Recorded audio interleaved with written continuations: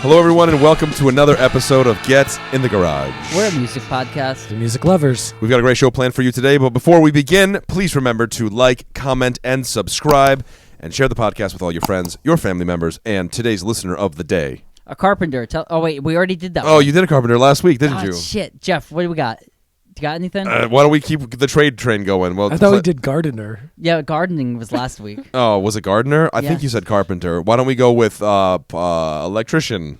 An electrician? A tradesman. A tradesman. Tell a tradesman. Tell a tradesman, any trade, it doesn't matter which one it is, carpenter, Plumbing. HVAC technician, automotive technician. Yeah. Someone Whatever works you on like. Cars. Yes. I would also like to give a quick shout out to my brother Alex and thank him for standing in for me last week. He did a great job. He's actually not here today, which kind of makes me sad because I wanted to thank him in person. He did such a good job, he decided to take the week off. He's just like, you know what, guys? I gave all the content I could give last week.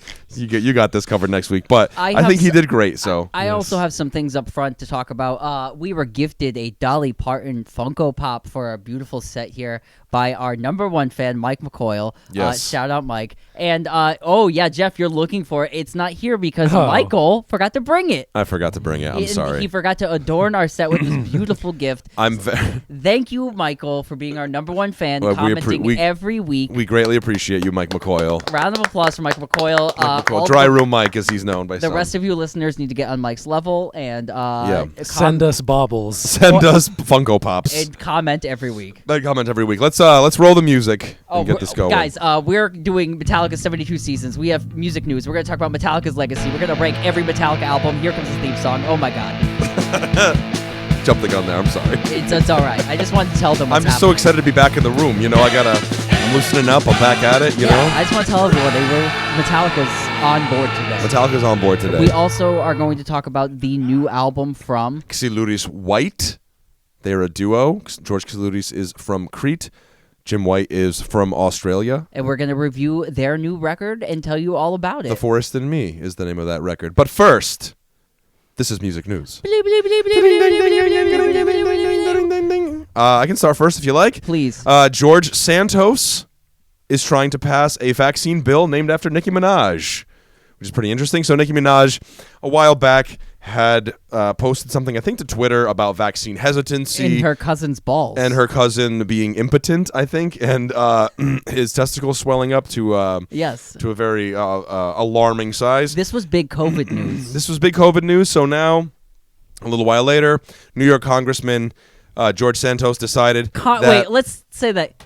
Congressman? I don't know. Congressman, adventurer, world conqueror, author, scientist, Renaissance man. Thank you. He's the Benjamin Franklin of Thank our you, generation. Gentlemen. Like we can't just pass over. We can't just pass over who is passing this. Benjamin trying to get this bill. Benjamin. Turns out Ben Franklin's kind of a creep.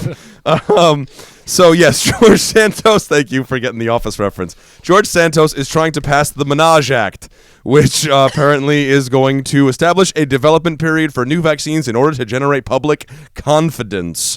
There's a lot of people who, deal with vaccine hesitancy. Even now, a few years after the pandemic was in full full fire, as it were. I just think it's funny how Nicki Minaj might have a bill named after her. I think that's pretty funny. Infamous tweets about her cousin's testicles. Yeah, I just think that maybe somewhere in like the Library of Congress in 50 years from now, there will be the tweet from Nicki Minaj talking about her cousin's balls and how George Soros very triumphantly passed the Minaj Act. Santos. What did I say? Soros. Oh, sorry. I get them mixed up all the time. Why are you bringing this? Well, George Santos also controls the world's banks. Oh, does he? Yes. Sorry. I confuse them all the time, as you know. As one does. Yeah, as one does. But anyway, I think that's pretty funny. Oh, I think that's great. I think Nicki Minaj, if she gets a bill named after her, cool. Good for you, Nicki Minaj. I'm here for it. I'm here for it. I'm here for the naming of the bill. I don't really have anything about the. No, I don't care about the content of the bill. I care about it on some level, but it's whatever. But it's just funny that of all people, Nicki Minaj was where his head went. He's like, you know who we should ask? Nicki Minaj. I love this. Anyway. Jeff, do you want to... Well, we'll save Jeffrey's for last year. I have Soundgarden news. Soundgarden Order. has... Soundgarden. Yes, I have Soundgarden news. Chris Cornell's estate has settled with the Soundgarden, brand and company. They were in a lawsuit over 7 songs that were for a new Soundgarden record that were partially finished when Chris Cornell passed away in 2019. These songs became in limbo. The band wanted them. Vicky Cornell, the estate holder and widower of Chris Cornell, kind of was like, no, I think these belong in the estate. So they have come to a conclusion that these 7 songs are now going to be released by Soundgarden in the way that they originally intended them to be, and it is in alignment with the estate. They've come to an agreement, and they've thrown out that lawsuit. They were in another lawsuit previously where the Chris Cornell estate had taken over the Soundgarden Instagram page and internet handles, and that has really come back into a form of Soundgarden owning that now, and that got settled out with court. So it seems like those two have kind of equaled things out a little bit. Hopefully they work together to release music in some sort that, if there's more stuff to be released. So if you're into Soundgarden, there will be new Soundgarden. I think that's kind of exciting to hear. So all that got worked out. All right, right on. Yeah. Good for Soundgarden. Yes. I do have one more thing. I mean, Jeffrey, do you want to save yours for? Mine's an RIP, so wherever you want to put it. It's a bit of a bummer. That's why I was going to save it for last. Well, why don't we go with the RIP because I have something that might bring the mood up a touch. Okay, so that way we can. RIP to Ahmad Jamal, jazz pianist. He died on April 16th from prostate cancer. He was 92 years old. He was one of the great jazz piano players of all time. Very popular, especially in the late 50s, from his recording the Ahmad Jamal Trio live at the Pershing, But Not For Me, from 1958. He was one of my 5 favorite piano players in jazz music, alongside like Bill Evans, Herbie Hancock, Ahmad Jamal, Errol Garner, Thelonious Monk. He specialized in very flowery, high right hand twinkly notes, and very understated player, but he could shred and dance all of the keyboard if he felt like it. Check out the At the Pershing album for a great recording. Check out another favorite of mine, Live at Bubba's. It's from 1980. Great piano player, 92 years old. So Yeah, long career. One of the oldest dudes who was still alive in jazz music from the very, very big days of 50s and 60s jazz. I think we talked about him in the very first video recorded episode of this podcast too. I think Jazz in Action was the first episode we did that was video, and I think that that might have been the record I chose. I think that was the record you chose. Yeah. If you want to check out our awkward lighting and terrible background, yes, you could check out Jazz in Action. Give it a shot. One of our highest viewed videos. It is, indeed. Believe it or not. The fabulous genius of the piano, Mr. Ahmad Jamal. Rest in peace. Introduced. Rest in peace. What do you have, Michael? So Garth Hudson, did you see this? Garth Hudson I did not. Of The Band. The Band Played a surprise set at a house concert in Kingston, New York. It was hosted by the musician Sarah Perrotta, I think is her name. It was pretty cool. There was a small post that she had put up on Twitter. I guess he ended up playing a full set. Do you want to watch the video? Put it up. I don't think we'll have any legal issues with any rights or anything like that. Is it just some instrumental piano here? Yeah, I think it is. Yeah. So let me try to pull it up. Garth Hudson, he must be. I think he is. Well, 80. I think he's in his 90s. Maybe you guys will get to I think enjoy he's that this. old. Oh, I yeah. think it is. I know he's the oldest member of the band. 85. He is 85. Okay. Yeah. All right. Well, it's not playing, but if you guys like will get to see it. If you like to play it for the good afterwards. people, we'll look it up afterwards and play it. But for some reason, it's not playing on my computer. So, nice. Anyway, yeah, I thought that was really cool, man. That Garth Hudson's still doing the thing. He's seated at what appears to be a grand piano or baby grand piano in a wheelchair. So he's 85 people. So, but he still plays really well and beautifully. And I think the little piece that he played sounded really nice. So good for you, Garth Hudson. Garth Hudson, going from old to incredibly new. AI copyright songs are on, like, the AI and copyright music is now out of the bag. This is like completely done now. Today, I think this happened. This happened today. So Drake's, this is was it March 19th? Not February. This is March 19th. April 19th. It is April 19th. Oh my God, it's April 19th. Jesus, this podcast. 2027. But so this happened today. There was an AI song that mimicked Drake's vocals and The Weeknd's vocals and was released to Spotify.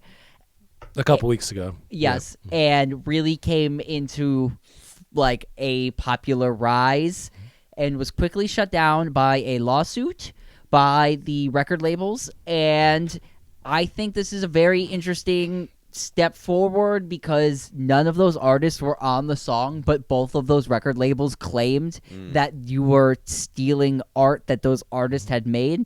It is a very blurry line. I don't know where I sit on it and feel on it. I think AI, if it's fake and it's not real and it's not something the artist did. So it's kind of like you get to do whatever you want with fake stuff. You get to paint whatever the hell you want. Is it fake stuff because the AI is manipulating already recorded vocals? So it takes like little sound snippets of words that they've already recorded and blends them together. So like certain vowel sounds. Okay. Because that's what it's doing. Because when I heard the song, I thought it was a legit song. I was mistaken because didn't sound all choppy. I thought what this was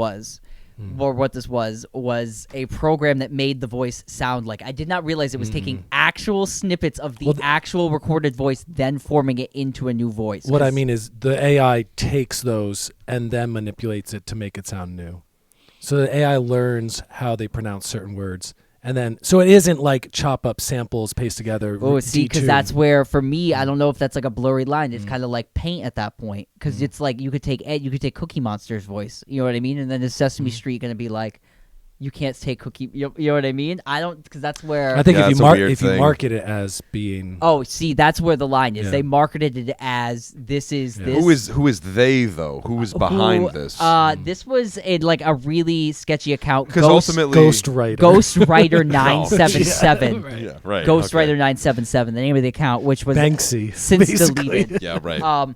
See, because I've heard like Nirvana ones where like this is an AI Nirvana song, but it's like kind of just like some guy, and it's just like, or like an Amy Winehouse one, that I think I heard on like Rogan one time, and I'm just like, I don't know where I feel like it's not, I don't know, but you can't market it as that. It has to be like, this is not real. Yeah, right. But it was trying to sell it like this isn't a legit. This is a legit thing. In arts, this could be the main legal thing for the foreseeable future.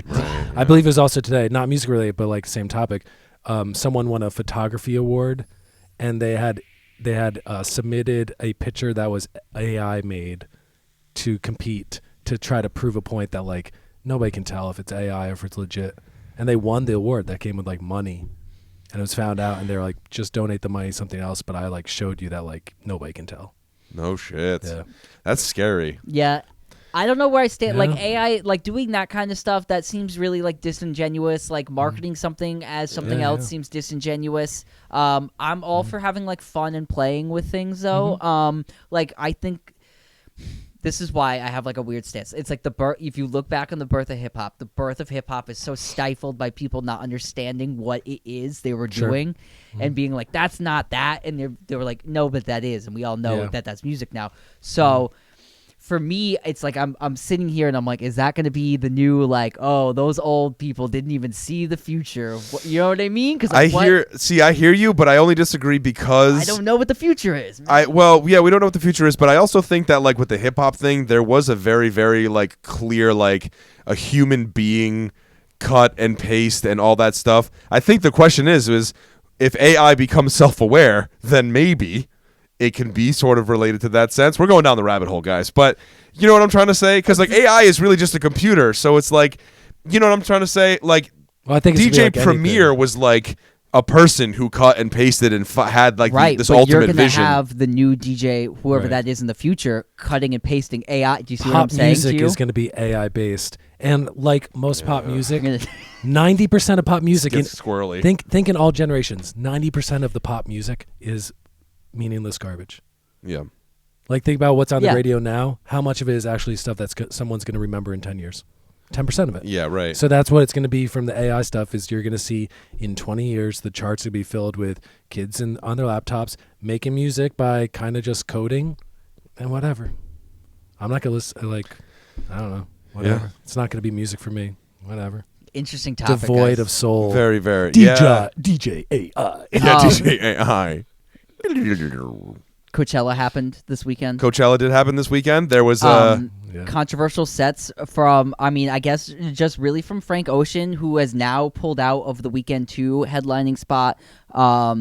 People said it was like a weird set. I heard some people say it was like artistic. Some people said it was like weird and disconnected. So that happened. Boy, Oh, you think? Big surprise. So what are your thoughts on it? yeah, I wanted because you're the 'Cause Frank we were Ocean curious. guy. That's what He hadn't performed live in 6 years. Who gives a shit? It is what it is. You He think made an album that was like meandering nonsense to fulfill a contract. Like, it is what it is, man.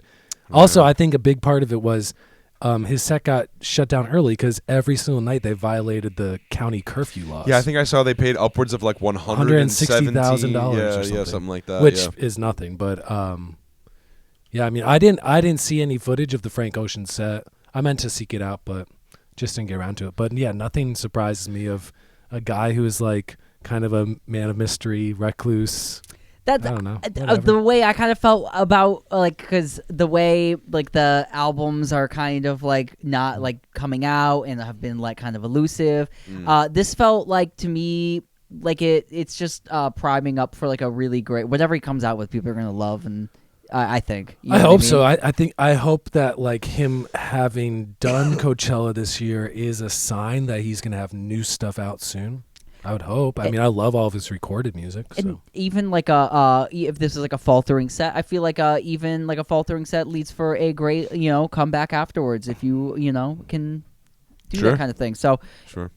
Boy Genius came out to the Boys Are Back in Town by Thin Lizzy and rocked the set. Muna also joined them for a song, Silk Chiffon, which I checked out all of them doing. Check out our review of that record. I'm smiling because that song makes me like smile every time I like it. So and there was numerous other performances I checked out. Like who's that guy that Mark Rebinet? Mark Rebinet. Yes, yeah. I checked out some of his stuff. He did a set like way earlier in the day before like Blackpink, and like people were like, "What is happening?" But then by the end of the set, like people were like getting into his vibe. He's like a looper DJ comedy type of yes, free form, all improvised stuff. Yeah. yes. Yeah. I saw that. I did see some of There's his some controversy over Bad Bunny, who had like a tweet against Harry Styles that was put up behind him. Did you hear about Oh yes, that? I saw that as well. Bad Bunny had like it was like an incidental like tweet collage, and like there was like a Harry Styles like diss like in there. like a Harry Styles diss. Yeah. So, So interesting times at Coachella, guys.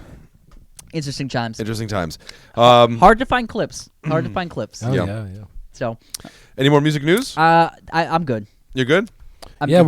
why don't we lead into the next section by talking about briefly our experience seeing Xylouris White. Yes. That was about 2 weeks ago Yes. So in New Haven. in New Haven, yeah. I think it was April 5th was the date. I think that sounds about right. I think it was a Wednesday night. Myself, Jeff, Alex, my wife Jade went to go see Xylouris White at Cafe 9 in New Haven. They just wrapped up a sort of a small U.S. tour promoting the new album, The Forest and Me.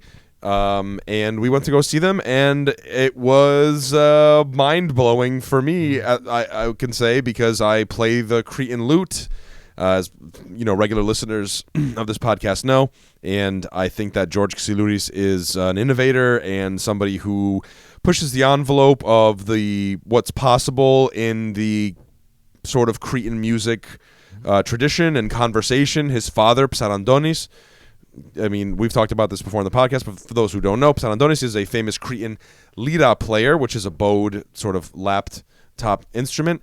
And he was somebody who kind of took the music and started pushing it a little bit further out, and then his son, George Xylouris, who's a lute player, kind of got on that and sort of pushed it out even further, and then started bringing the lute into this kind of band sort of a setting playing contemporary Cretan music, and that's what this performance was, and I thought it was great. What did you think, Jeff? I really enjoyed it. Also joined by his drummer, Jim White, who is an Australian drummer. Plays the band The Dirty Three, based in Australia. I like the fact that the evening there was a combination of their traditional songs with full vocals. I think George is an excellent singer. Like, literally, top 5 singers I've ever seen in my life, because it's a small room. There were maybe 45 people there, and he just fills the room and sounds powerful and sounds like a guy who sings for 4 hours a day for the last 50 years. Yeah. Just has one of those iconic, beautiful voices, and their interplay is very cool because George sings and plays, and Jim plays the drum stuff, and it's kind of experimental. It's kind of like strange. He just uses interesting ways of playing the drum at a time, and then he does some more traditional beats. But it is kind of a free-flowing, eclectic, like experimental, improvisational thing. And they did play some cuts that I recognize off this newest album that were a lot like this new album they've released, kind of songscapey and just kind of background isn't the right word, but soundtrack type music. Sure. But I thought it was excellent. I thought the dynamics were outstanding. There were times that they were playing the songs that were so quiet that it's like he was bowing a lira, and it's like he was playing as quietly as you could bow while still hearing a note come out. It was like a magical night of like beautiful music. Yeah, and Jim White too. Very expressive sort of drummer. When he plays, he does these things where he'll like bring his hand up like this, and he'll come down and he'll hit like the snare drum or something like that. So the visual elements also there. It's very beautiful and very sort of, there's this intense, great flow of everything. Yeah, and then when they get intense and they get sort of heavy, and all that. But like Jeff said, I mean, they brought it down to a whisper at times too, and just incredible, man. I highly recommend checking out any of their footage. You can find it on YouTube. Great Instagram follow as well. And it was nice to catch up with them and talk to them afterwards. Mike got to talk to George about playing the lauto, and we both talked to both of them, and they were very receptive and very interested in the fact that we're playing that kind of music here in the States. And very cool. Yeah, they're great, man. And it's that thing where it was such a great moment. Because, they say don't meet your idols type thing, and he, George Xylouris is one of mine for sure as a musician and a lauto player, and just such a kind person and very warm and friendly and inviting. Same thing with Jim White, like Jeff was saying. So, just great dudes, and I look forward to seeing them when they come around again. Yeah. So let's talk about the new album. The Force in Me, which you have told me is a soundtrack to a film. I have not seen this film. Yes. I don't even know if this film was completed. Oh, really? Based on the research I did. Oh, okay. So I don't know. This album, I did not go to the show and experience it. This musician I've heard in Mike's car in my life, and I'm like, oh, this is Michael's Greek music, and I kind of just leave it at that. But being forced to interact with it on a receptive nature and try to tell somebody how I feel about it, I listened to this.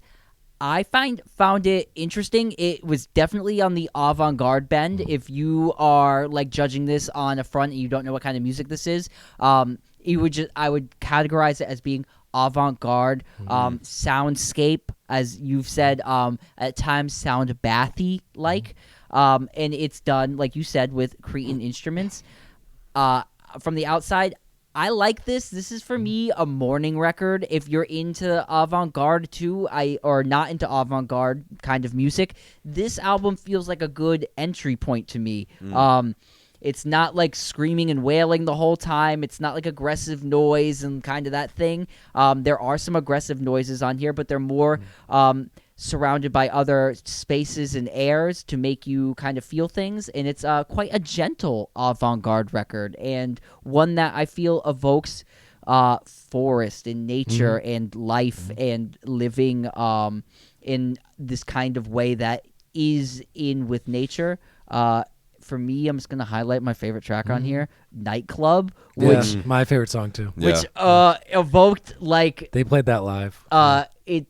This is what I love about this song. So it takes nightclub. You have nightclub music. The song is called Nightclub, and you instantly in your head you go, I know what nightclub music is. You put this on, and it's literally avant-garde music that is trying to like naturally sound like if trees made nightclub music. Does that make sense? Yeah. Sure. Does that make sense? They're trying to like Yeah. naturalize what nightclub music would be in nature. Yeah. Correct? Yeah. Like if the trees were having like a nightclub party. I know this sounds crazy, but like Because it's like brush drums.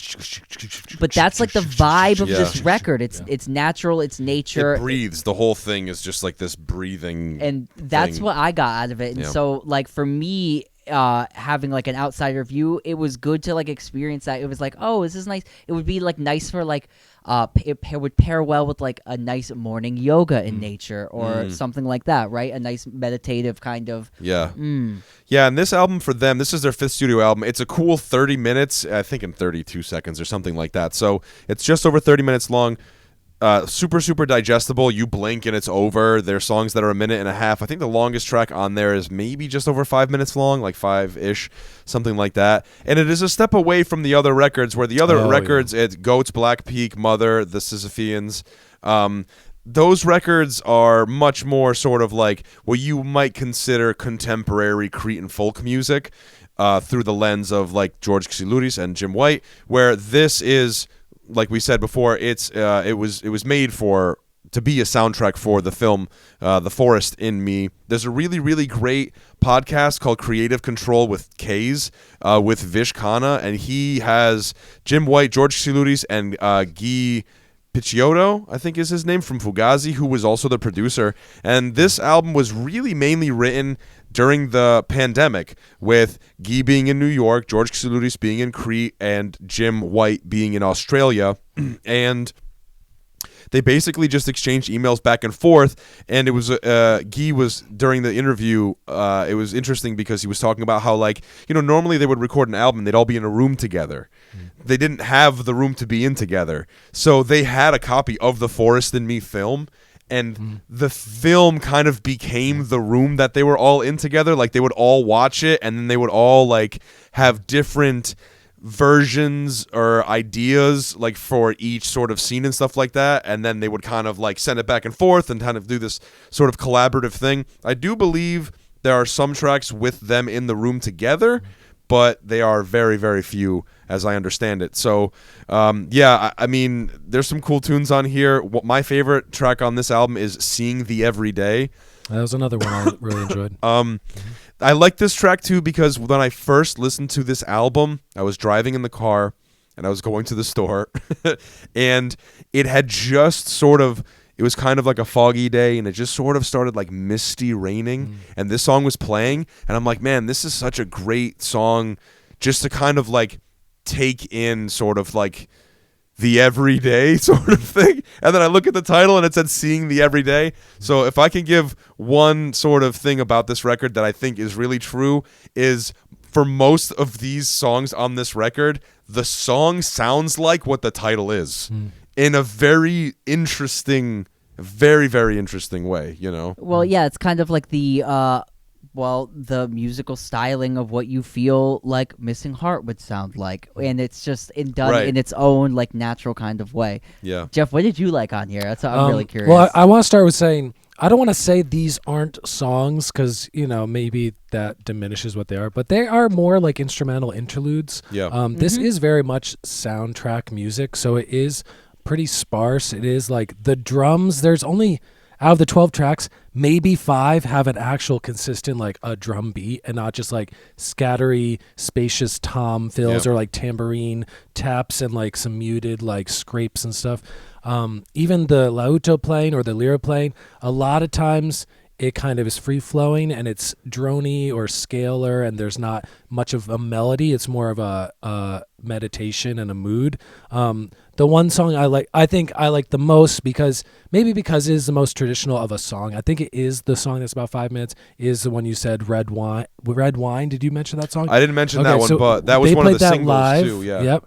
And that's one where it actually has like some big strums on the lauto, with an excellent outro that has like these 16th note hi-hats. And I liked some of the flavor on this album. I liked the lira that like you could tell sometimes there were multiple lyras that were like droning over each other, and one was like playing a scale. There was some like chimey type of accents on what song was that? On Tales of Time. I don't know what it was, but it sounded like some kind of chimey bell thing. The last song, Long Doll, the first half sounded like almost like microtonal, like the melody that like grandfather clocks play, like overlapping each other. And then the second half, I don't know what instrument that was, but it sounded like a choir of like higher pitched like banjos, kind of like. I think there was like mandolins. Okay. I think it was like dueling mandolins. Yeah, because in that interview, George talks about how he would receive these sort of ideas from Jim White and stuff, and how excited he was to get those because he was in his own home studio and he just has an array of different sorts of instruments. So it could be mandolin, it could just be something completely different. I'm not entirely sure. But I thought you were going to mention the song Memories and Souvenirs, which is like pretty foreboding. And it went to one of your go-tos, which is playing a thing and detuning the peg as you play the string. So this is why he's the man, though. I love George Xylouris. But yeah, I think some highlights. Seeing that Every Day was beautiful. Lots of reverb, lots of harmonics on whatever was being played on the lute. Nightclub with the shuffly beat, and again more of the heavy, like heavenly harmonic things singing out. I thought this was very cool. I'm gonna give it like one demerit because there's only like 20 seconds where there's any vocals, and it's the Forest in Me, and George like barely hums along for 20 seconds of this like minute and a half long song, and he's such a great singer that I was like kind of a little slightly bummed out that this was like a instrumental soundtrack, right, because I was expecting new album. Oh good, I love how this guy sings, and it's like no singing at all. I know, I was a bit bummed out about that too. But it's cool that we saw live, like we saw this live, and they would talk to each other and be like, say the title of the song, and then they'd go into what we're all stood there and enjoyed, but we're like, this is like a 2.5 minute exploration. But that's what this is all full of. Oh yeah. And they were like talking to each other while the songs were being played. Jim's like, all right, do that part. He's like, okay. And then they would go into it like mid song. It was the coolest thing, man. But I think very interesting, very good. Just throw it on early morning, like Luke said. On your drive to work. That's my time for way out there stuff in the morning. Don't put this on at night for me. This is like a wake up with the day, have a fresh mind, see the world in a new light. This is atmospheric out there, not like noisy. This is nothing about this is going to make you, other than a couple of the microtony type of notes, nothing's going to make you be like, oh, what is this? Yeah, it's just anything on here is done for like effect, and it's not like done to like affect you over the head. Like very primitive, very interesting. Yes. Yeah, and there's a lot of trust there. I think you can hear that, especially seeing them live. You can just tell like they are just they're on a wavelength together, and I think it really comes through on this record. We'll give it some ratings. Yeah, I'll hit it. I'll go. This is I'm just giving it a point or a half a point off because there's no vocals, but I think this is a very strong 8. This is very cool. I enjoyed this half hour. Yeah. I'm gonna go. I'm gonna go 8.5. I'll dock it the half point to be a 9 for the same reason, because there's no vocals, and I just missed it so much because like I said, I love his voice so much. But all of their albums are just incredible. They're great. I think what he's doing for or what they're doing for Cretan music in a contemporary conversation is just fantastic. So 8.5. It feels hard for me to rate a like avant-garde album of this nature because it feels so like personal to the person. Sure, yeah. But like, so I'm gonna round out like a 8. I think this is like of the avant-garde. Actually, I'm gonna go like 8.5 because of the avant-garde stuff I've listened to, this is incredibly listenable. Really like natural kind of sounding stuff. I really vibed with it. So yeah, I'm gonna go 8.5. This is a great release, really strong. And as I said, if you're not really into this kind of style of music, this is a great jumping off point. Yeah. So please check it out. Check it out. All right, let's take a quick break. And then we are going to come back with the Metallica showdown. We're going to rank every album. Stay tuned. We'll be right back. 72 seasons. Yeah. Hey. And that's why reload's better than load. Oh, your mistake. All right, everybody, welcome back to Get in the Garage. We're the music podcast. For music lovers. On to this historical segment where we talk about arguably one of the greatest metal bands of all time. Arguably the greatest. Yeah. They're It's the most successful. They're one of the big four, as they've been dubbed. It is Metallica. We'll call it the big 2.5, but yes. The big 2.5. Yeah, really. So we're going to talk about Metallica. Their new album, 72 Seasons, just came out, and we're going to review that. But before we do that, we thought we would have some fun, talk a little Metallica shop, talk some albums, do a little rankage, and all that good stuff, and then get into the weeds with the album itself. I would like to start off by saying Metallica was probably one of the biggest influences on me when I first picked up my guitar. One of the first things that I learned how to play when I picked up bass, actually, before I played guitar, was the intro to For Whom the Bell Tolls, famously played by Cliff Burton, rest in peace. Yes. And then on to guitar playing as well, learning songs like Welcome Home Sanitarium, the intro to One, Nothing Else Matters was always a good go-to as well.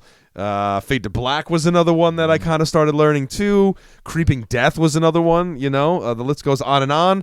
I think that they're a great band. They've received a lot of hate over the years, but I think I can honestly say I am a Metallica fan, man, through and through. I think you are the biggest Metallica fan here. I'm gonna shout out and say I'm a casual fan. I'm here for the big hits and the thrashy thrashes. But yeah, I like Metallica. Legacy-wise, I think we all know the first 4 albums, right? Correct. We have Kill 'Em All. The second album is Ride the Lightning. Third album's Master of Puppets and Justice for All. These are like thrash masterpieces, I think, in most people's minds, and very, very classic in the metal genre. Very heavy hitters. The Black Album comes out, right? And then we have some... Yeah, super. 2.5 year long world tour. Right. Think about that. And My that goodness. is like the pop metal masterpiece. And then I think there's some debate on like what happens afterwards with Metallica. Some interesting history, but like definitely a storied band up to the first 5 records. Yep. Metallica, very famously a complete drug and alcohol shit show. Especially for the first decade of the band, and then on through up until they made their album Saint Anger, the documentary Some Kind of Monster, one of our favorite pieces of musical accidental comedy. Yeah, musical content out there. And for the past 20 years, they've been on a like self-discovery, therapy, sobriety type of thing. Maybe not all the guys on the same timeline, but in general, the band went from this like we are the darkest of all party people to like we're dudes in our 60s who are like trying to live a fulfilled life for our grandchildren, et cetera, et cetera. So. Right. It seems like the sobriety of 90s Aerosmith it seems like it's coming to its like full fruition in a band because I feel like the Aerosmith one was not genuine and kind of fake looking back on it. So this seems like the band has like actually put their garbage in the public eye with Some Kind of Monster and then had to live up to that, I think, and has been like really on a positive train upwards. Yeah, I would say so. First album came out over 40 years ago. Yeah. What do we feel about let's talk about the legacy of Metallica. Let's talk about the fan hatred that Metallica gets fairly or unfairly. Because this band is one of I feel like the original, like, kind of Nickelback-y band to hate. They sold out. We're saying all the stuff. If you don't like the new album, that's the stuff you're probably saying, too.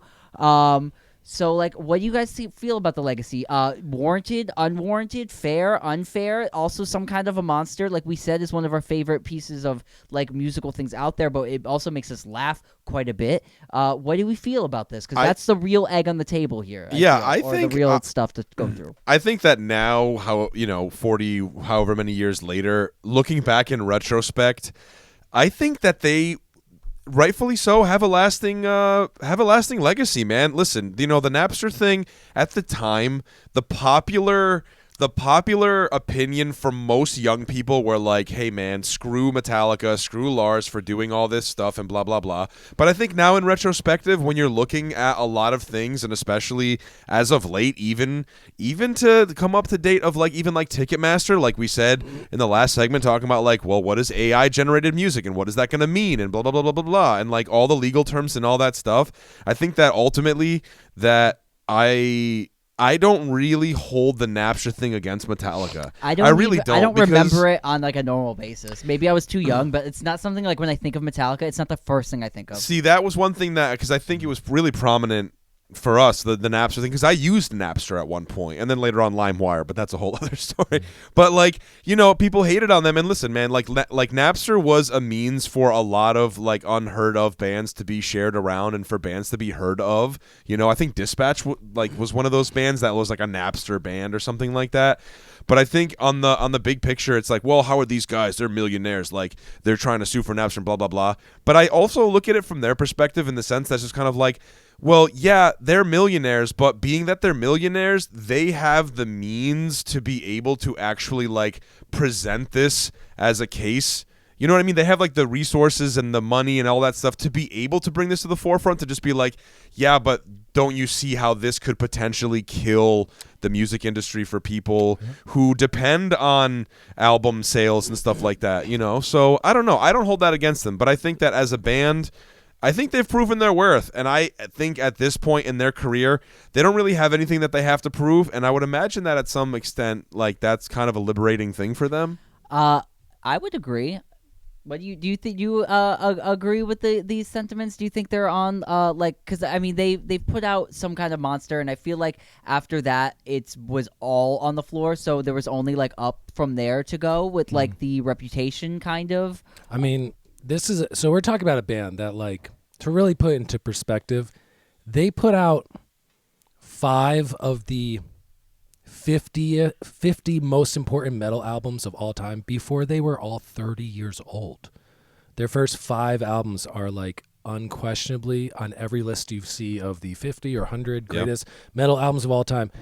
Not only are all 5 of those on that list, but usually 2 or 3 of them are like in the top 10, top 5, top 3, etc. As far as American bands go in like recorded music history, they are, I think, like technically one of the 5 most successful as far as album sales go. Maybe if not 5, it's probably top 10. And if you think of like American bands that have this like overarching legacy, bands that influence 1,000 other bands to come, they're one of those bands, and they're one of the biggest in American bands. Because when we think of like important bands in music history, we think of a lot of British bands like the Beatles, Led Zeppelin, The Who. But as far as American bands go, it's like Metallica is way more influential and important than Aerosmith. I think they're way more influential and important than the Eagles. I think they're way more influential and important than, I mean, Green Day. What are the other like gigantic like worldwide humongous American bands? The Beach Boys, America's The bands. Beach Boys. But like that's what I'm saying. Right. It's like I agree with you, even to like the point where they're like an Aerosmith level band. They are like bigger because they still doing it. Oh yeah. On that level. And they still sell out arenas. Yeah, and Like arenas. And I think the selling out thing goes to like, selling out is when you completely morph everything to sell more records and to fit what's already popular.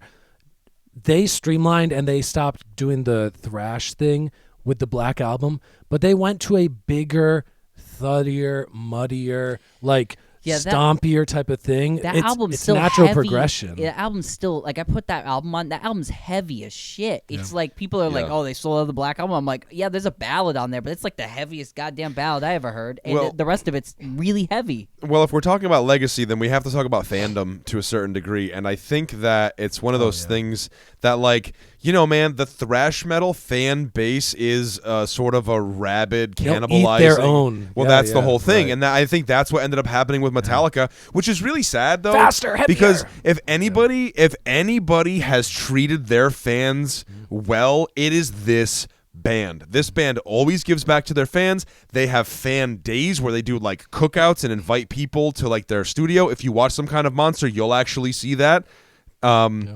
they always do do meet and greets with fans. They do all kinds of stuff. So they're very, very good to their fans, man. And for their fans to sort of kind of fire back on them, I think is kind of like an unfair thing. Like, we talk shit on Metallica, but only because it's fun and because we do actually genuinely like them. So it's fun to talk shit on them. But I don't hate Metallica, No, and the IMAX movies they put out where they're doing new things and trying to like put their band in new contexts and for different people. I like all of it. Even this new record. This is why I'm like I like a fan of Metallica. This new album, they dubbed every single music video they put out with an American Sign Language dub to go along with it. So if you're hearing impaired, you can still enjoy something Metallica put out with the music video dubbed with the American Sign Language. It's just they're thinking of things and moving in directions I think are more accessible. I like this band. I think they're a fun band. I think they do good things for the fans. And I think on their last, talking legacy-wise, I think on the last 3 records, I think they've really tried to like come back and like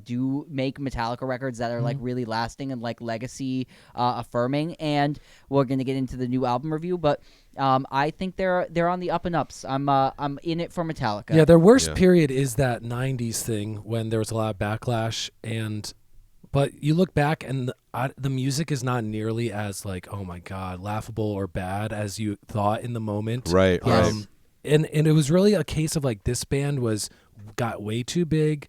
They started getting more experimental or more like hard rock instead of metal, and so people turned on them.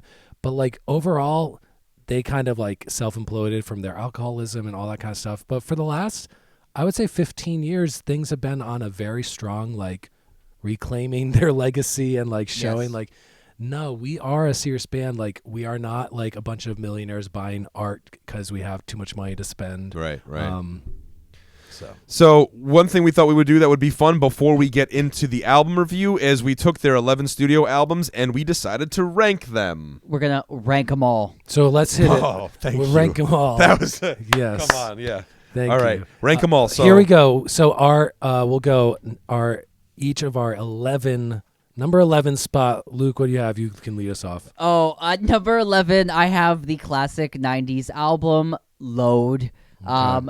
Just wasn't as big as a fan of the singles on there, like the bigger singles, and it didn't hit for me as well. So that's where it lands on me, but also wasn't like the worst thing on it. What's your 11, Mike? Mine, I'm going to go with Reload. Oh, okay. More. Pretty much the same thing that Luke said. It's just in that sort of pocket of Metallica that I don't love, but listening back to it this week in preparation for the reviews and doing all this stuff, I enjoyed it more than I thought I would. All I'm saying is Until It Sleeps isn't my like 90s, 90s Metallica my single. number 11, my least favorite, I thought it'd be higher on the list, but listening back to it again, is Death Magnetic from 2008, which is crushingly loud, so distorted, so bad sounding. I liked the songs when they came out when I was in college, and I listened to it again, and it's like, good Lord, Rick Rubin, stop fucking compressing everything within an inch of his life, because everything sounds bad on that record. It's just bad. What's your number 10, Luke? Speaking of Death Magnetic, number 10 is Death Magnetic. I was not a fan of when they were like still doing no guitar solos for some reason and trying to make it like thrashier punk. It was a good step in the right direction, I think, after Saint Anger, but yeah, that's it. Death Magnetic, number 10. Mike? My number 10 is going to be Load. I kind of paired these two together. Yes. But I mean, Until It Sleeps is a cool song. Ain't My Bitch, the opening track, I like that too. King Nothing, Hero of the Day.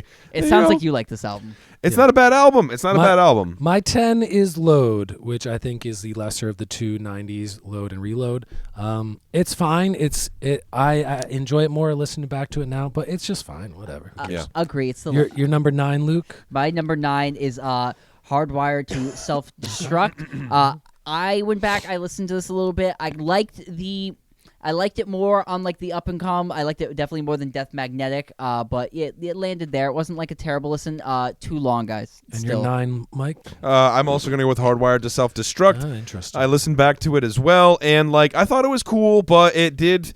I did get some listeners fatigue by the end of that record, and I was kind of like, okay, all right, it was a step in the right direction, but yeah, that's where it lands for me. My 9 is Reload, which I think is slightly better than Load because it includes 2 great songs, Fuel and The Memory Remains. And Luke, what is your number 8? My number 8 is okay. Here's where my list gets super controversial. I'm not just a fan of like the production and the really long songs on this record.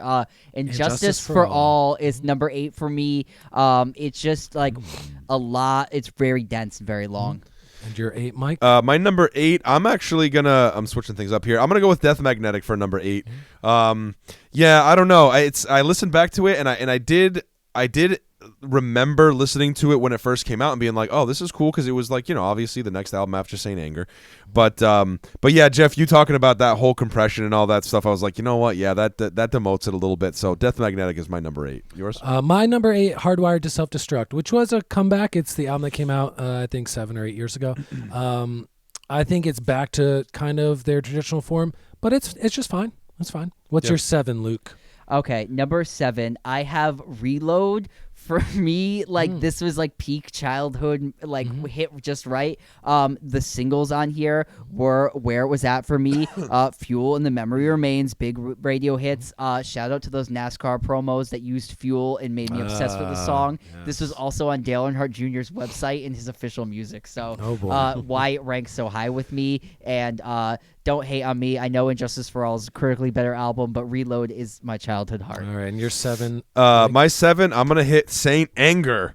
It's funny how I found Saint Anger kind of like ranked higher on the list, and I mean seemingly it ranked a little bit higher on the list for all of us a little bit too. Yeah. But I went Saint Anger because you know what, man? Like maybe it sounds like Lars is playing a trash can, but I think this is an incredibly important album for this band, and yeah, that's where it is. Saint Anger's number 7. My number 7 is the new release that we're going to be reviewing today, which is 72 Seasons. I think this is, out of the Metallica stuff that's been released in the last 15 years, the strongest material, the best sound, the best solos and style and substance and all that stuff, and the most like mature lyrics, all that kind of stuff. Yeah. Your number 6, Luke? I'm going to back you up on everything you just said. 72 Seasons is hitting like Metallica is on a late day ride up. I'm here for it. This album hit strong with me.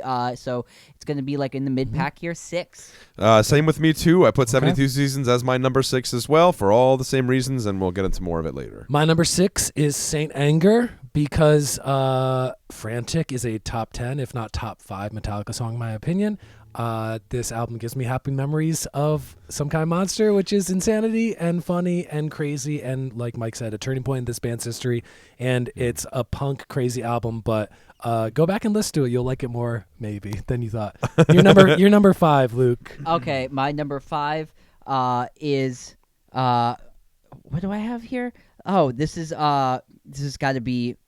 What do I have here? Some Kind of Monster. I just wrote it weird. Some kind of yeah. Saint Anger. Oh, Saint Anger. Sorry. That's why I got the titles confused, because Some Kind of Monster in my head, and I'm like, that's not what to be it fair, says. there is an album on streaming that is titled Some Kind of Monster. It's a bonus well. EP type of. Not what I meant. My writing in my head got mixed up. Yes, Saint Anger for me is top 5. 5. Because as I went back and I listened to the tracks, I was like, oh shit, I like this I'll push record. it out. I'll push it in. Yeah. My lifestyle determines my death style, guys. I don't know. One of the best Metallica lyrics, man. I don't know from what, Kirk Hammett. Tick, tick, tick, tick, tock. I don't know what to tell you. I listened to I it. don't know what to tell you. And I was like, this is like, even the fucking drum sound. I was like, oh well, I like. I don't know. I get It's a all wild risk. Yeah, I into get it. all the Yeah, choices yeah. more now Yeah. as like somebody that's grown into music. Yeah. This album reminds me of Complicated Black Flag, like in my head, like that kind of shit. That's like you put it on, you're like, this record sounds harsh. It's like hard to listen to. You're like, who listens to this Black Flag record? Like late in the day, like 85, kind of sick, 86. This reminded me of that kind of stuff where they were like challenging their fans and like open musical kind of thing. And I was into it, man. I don't know. So Saint Anger, number 5. All right, Mike, what's your number 5? Number 5 starts with me with Ride the Lightning. I do love early Metallica, but but I think that of the first 4 records, this is probably my least favorite. There's some good tracks on this record, but it's going to land on number 5 for me. My number 5 is Kill 'Em All, their debut. A little too much of the double track, slightly delayed vocals, and it has that debut like thinner, early type of thing, but strong album. Number 5. Number 5. Your number 4, Luke? Luca. Number 4 is Ride the Lightning. I'm into this record, and it's like early, like monster thrash thing. I think Call of Cthulhu is the end of this record. Yeah. Killer track on there. I'm here for it, for Who the Bell Tolls, all that good shit. Yeah, great tracks on Number that. 4, Mike? Number 4 for me is going to be the Black Album. I love this record. I really do, man. It's people dub it as being the sellout record, but I think that the production sounds great. The band sounds huge. Again, taking a risk, especially riding high on the sort of thrashiness of their previous 4. I like it. Black Album for me, number 4. My number 4 is Ride the Lightning, For Whom the Bell Tolls, one of my favorite Metallica songs, but production-wise, it's a second album. It doesn't have as much thickness and as much strength as later albums did, but it's still a very solid record. Your number 3, Luke? I'm going Black Album for number 3. I'm a sucker for like a good, this album is like pop rock in a lot of ways, but it's also super heavy. Like I said earlier, I love the hooks. I love the heaviness of it. I'm here for it. Ballads, here for those 2. Number 3, love this record. All right, number 3 for me is gonna be "And Justice for All." I do hate that you can't really hear any bass on this record, but I did a lot of listening to this record in an old pickup truck, and this was on cassette. And I just remember thinking to myself, "Good God, this album sounds so good in a cassette deck. It's crazy. It just sounds so good. I could listen to this album over and over and over again and never get sick of it." Bass frequency on a cassette is always a bit more than on a digital. Yeah. So check out "And Jason for All" or "And Justice for Jason" versions on YouTube. The album's a lot better on those. Yeah. My number 3 is the self-titled Black Album, Metallica.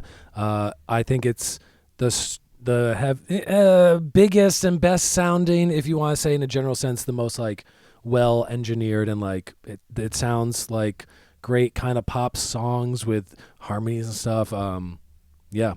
It's the monolith for a reason. It's my number 3. Your number 2, Luke. I am going to go Master of Puppets. I'm going to really go solely on the title track. I feel like the title track really hits me really strong. It's like Metallica all day long. Yeah. And lyrically, I feel like it's one of Metallica's strongest and first outward moments of I'm singing about myself personally.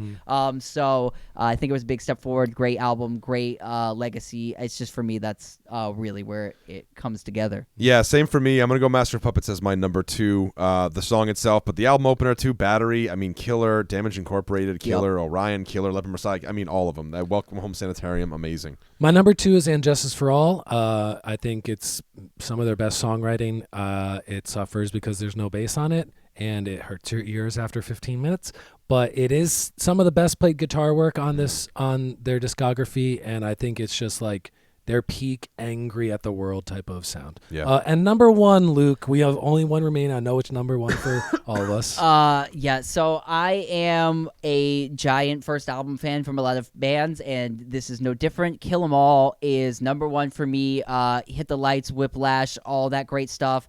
It's so thrashy, it's punky, and I ride more on the Misfits train than I do the Metallica train. So for me, this album is definitely more of the punk rock vibes in Metallica that they kind of shredded off by the second and third records, and I am here for the more thrashy Metallica. I love Kill 'Em All. It is my favorite, and it has a lot of that Deep Purple Motorhead original kind of thing they were going for at first. So Iron Maiden, that kind of good shit. So yeah, I'm gonna ride with Luke too. Kill 'Em All is my number 1 Metallica record that has the iconic Anesthesia Pulling Teeth bass solo by Cliff Burton, which was kind of my inspiration to even want to pick up bass in the first place, and sort of my indoctrination into the metal universe. But yeah, the 4 Horsemen, Hit the Lights, Motor Breath, Jump in the Fire, Whiplash. I mean, Phantom Lord, Seek and Destroy, Metal Militia. I mean, it's full charged thrash at its finest, and I love this record. My number 1, Master of Puppets, Battery, Master of Puppets. I think the best the band ever played. it's number one because it's just a kick-ass metal record and possibly like my favorite metal album of all time. I think stylistically, Master of Puppets is like the one choice. I'm just like a little more of like a thrash head, music. so that's same where. here. So I think some of our our consensus is I think in general our least favorite albums were the Load, Reload, Death Magnetic. yes, And then we kind of had the like 72 Seasons and Hardwired to Self-Destruct in the middle, along with Saint Anger. Top 4 or 5 were kind of Master of Puppets, Kill 'Em All. Yeah, Ride the Black Album, Lightning. Ride the Lightning. Yeah. I think the big upset in this Black list was me putting Reload at number 7. And you put where'd you put Oh, Injustice? Injustice for All was At number 8 for me, just because that album just I does not understand, hit though. with me. I put it on and I'm like, I It just can't sounds get like into it. So, what are your guys' Metallica rankings? Do you have Metallica rankings? Have you thought about this? Do you what is your rankings? Do you agree with our rankings? Comment. Let us know if we're wrong. Give us all that your Metallica hate. We'll feed it in and become stronger. And, more And we all know the powerful. real number one is S&M. Yes. Oh yes. We forgot to S&M mention. fantastic with the Definition of fantastic. I mean in a bad good way. Yes. S&M S&M. Symphony and Metallica is what Oh, S&M means in this case. And they just released a volume 2, Yeah. which I don't really know anything about, but volume A new recording from like 2 years ago.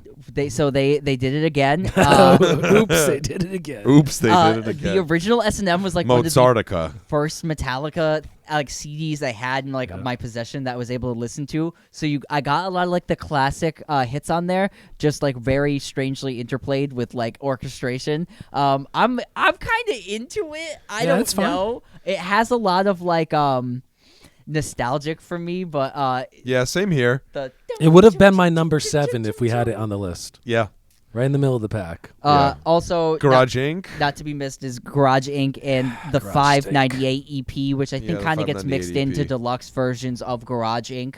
In the modern era. I Two like projects it. that made every modern metal band go, well, let's just cover other classic rock songs. No, please. I don't want to hear your version of Turn the Page or Tuesday's Gone Oh, I or hate. Whiskey in the Jar. I love Tuesdays. See, Gone. Their version? Oh, I it's love so it. bad. I hate know. it. It's That's a why live I radio love, version. I but know. That's it's- why I love it, though. I'm like, this is such a stinker. This Okay. is great.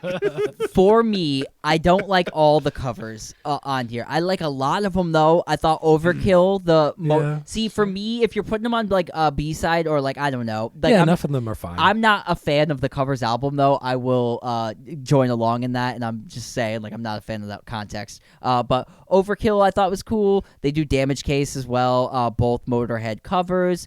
Stone Cold Crazy, the vocal is a bit off, but fun to hear. Fun. It is fun. Fun to hear Metallica try to like whiplash through that Jeff one. loves Queen, so Yeah, but it's like how it just inspired them Cold to lazy. now on their tours they like cover Prince and shit, and I'm just like, stop. oh, that was awful. Did you see that? Of course I saw it. Ugh. I think Awful. the main thing from the Garage Inc., like I'm gonna say as I already said it, a Misfits guy, is the covers of Last Caress into Green Hell and Die Yeah. Die My Darling. I think a lot of people's like this is a platinum. Like I think that album went platinum, the Garage Inc. So But those tracks are from the 80s. well that 598. yes, Last Caress I think is not Last Caress, but Die Die My Darlings from the Garage Inc. album. But so bringing in the Misfits songs would have been like the first time the Misfits sold on a multi-platinum album, which would be the wider like thing we have now of like that band is a giant underground band that sold out Madison Square Garden on their reunion tour. And also I think in very much favor to Metallica always saying that band was really cool. So wanted to shout that out. I think that was a big thing about that EP. Yeah. Making that band bigger than they ever would have been. Yeah. So All right. Well, let's get to brass Let's tacks get into here. it. The Let's get into 11th, this. the 11th studio album by Metallica called 72 Seasons. It's produced by Greg Fiddleman, who also produced Hardwired to Self-Destruct. It's 12 tracks, and just like this podcast is an hour and 17 minutes long, they should have called this album 77 minutes. It is, good Lord, but it's like 2/3 of all Metallica albums. Could you make it 20 minutes shorter, please? It'd be a much better album. Yeah. But I think this is a good album. Like we said in our rankings earlier, This for me was right in, it was number 7. I think for you guys it was 6, 7, 8, somewhere around there. A very solid record, a very good. I think it's a good sounding record. I think the vocals sound strong. I think the playing sounds strong. I think you can hear Rob Trujillo's bass a lot more than in previous Rob Trujillo. He's been in the band for 20 years, by the way, or over 20 years. Yeah. Yeah. But yeah, I thought I liked more of it than I didn't like. And the stuff I didn't like was more because I was like, Godspeed playing these songs live, fellas. So I kind of would go like, oh, this song's a little too technical and it's going to sound bad live. But I thought it was a solid record. What did you guys think? I'm here for this album. I've been wanting Metallica, and I guess on my own part too, I have not really I've been lightly engaging with the Death Magnetic and Hardwired to Self-Destruct. This one I really sunk into, and I'm going to say I am here, and I'm going to say Metallica's back, guys. I'm going to say Metallica is really, really back. I agree. This is like a new act, I feel, because when I listened to this, I liked every song on here. I was like, I like every song on here. Some of them weren't my favorite thing, but it's one, I'm here for it, and I liked it. Metallica sounds great on here. Critiques, Jeff said the album is a little long. I could have used some trimming, and a little one less chorus on a couple tunes to make this thing 50 minutes long would have been a miracle. You'd have to cut a third of the album. That's what I'm saying. It would have been a miracle. It would have been really hard to do.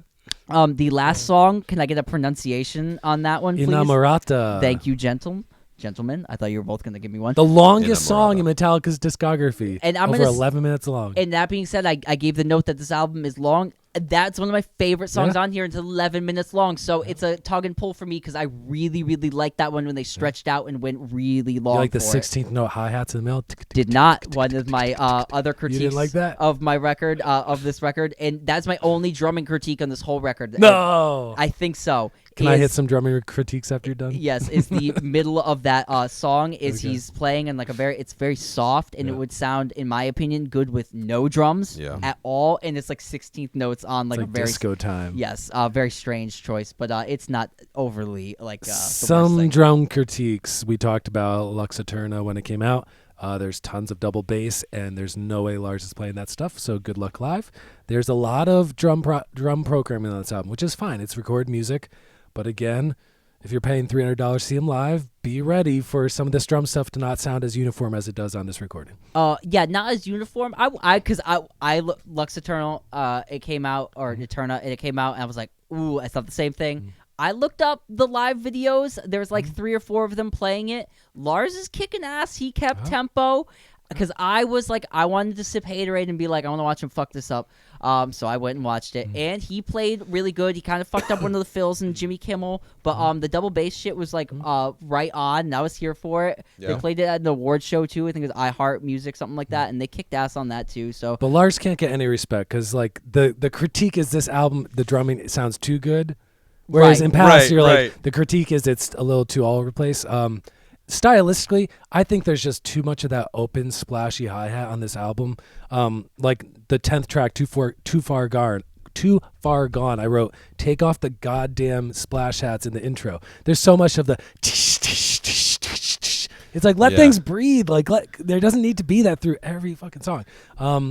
But I think overall, this album sounds good. The good drumming, I think, sounds very good. I hope it can be done live. I think, too, the thing about, kind of programmed drums on a metal album, it's every metal album I've heard for the past 20 years has had programmed drums on it. So, if we're having a conversation of, what, I can't believe... for me, is, I'm not even, touching that one. Same with Auto-Tune.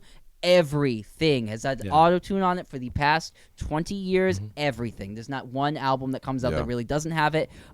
This is on here, but it's light. It's baked on there light. So I just wanted to address some of the stylistic critiques of if you are expecting this to sound like Ride the Lightning sounds like shit.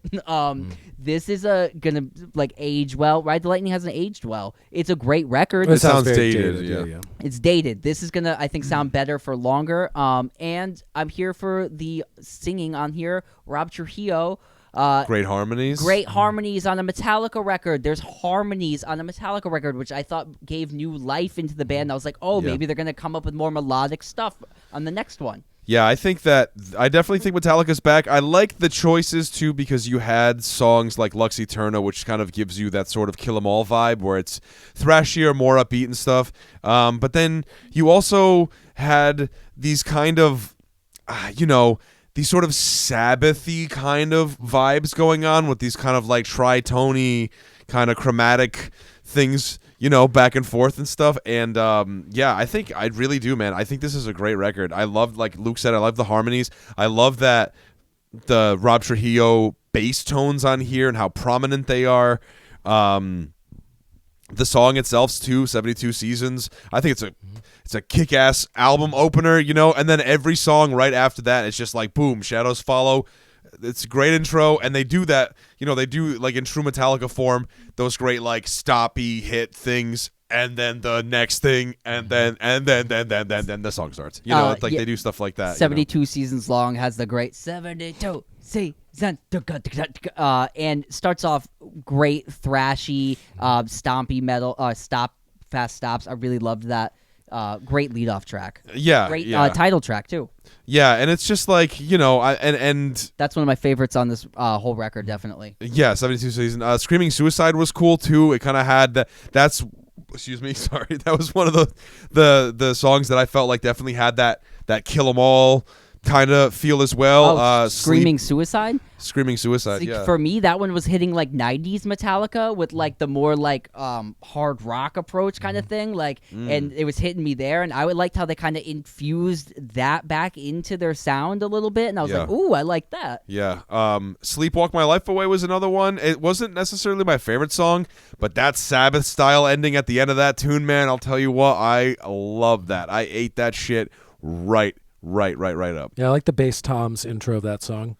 My favorite tracks were Chasing Light, which had a very throwback sound, especially the higher vocals remind me of the Kill 'Em All type of vocal approach. My favorite track on the whole album, If Darkness Had a Sun, had that like Injustice for All military type of like with the snare drum opening. Kind of dancing. I think they had the most interesting guitar solo. Can I say one thing about that song? If Darkness Had a Sun, I thought to myself, finally, James Hetfield got to use the word temptation in a song and use it actually well. Because if you remember in Some Kind of Monster, they're trying to do that like dark, brooding song, and he's like, temptation. And he's like doing this, like squeezing through it, and it just did not work.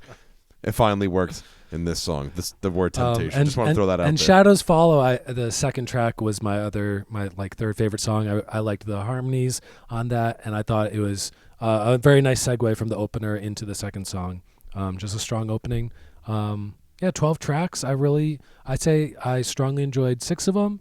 There were like 2 that I was like, this is fine. And the rest were like, these are decent. Yeah. I thought it was fun. Shout out the use of like harmonied guitars, like Room of Mirrors had like that really cool the last harmonied guitar solo that I loved. It evoked like Thin Lizzy and Iron Maiden's twin guitar lead. So stuff like that. There was a lot of stuff I really, really loved on here. If I'm gonna go for like ones that like didn't hit me as well, You Must Burn kind of felt like it was a bit like a more of that stompy rock kind of thing that I really that was like a sad but true kind of vibe thing. And I kind of got that vibe over in like Screaming Suicide a lot better, and I thought like the lyrics for me were hitting better there. So that was like a song I could have like cut, made the album a little shorter. But again, it wasn't a bad song, just one I thought that was a little like extra on it. And I'm gonna go again. Crown of Barbed Wire, which was again one I kind of liked more lyrically, but it was kind of more that stompy rock thing where I think they had like enough of that going on the album. So that's like my like little critiques of it. But overall, those songs sounded great. It has a great feel. It's just a little bit tedious to listen to in one sitting. So, but I'm here for all the songs on it. Yeah, as long as a movie, an hour and 17 minutes. Yeah, absolutely. Man. But I think Inamorata was that might have been my favorite song on the album.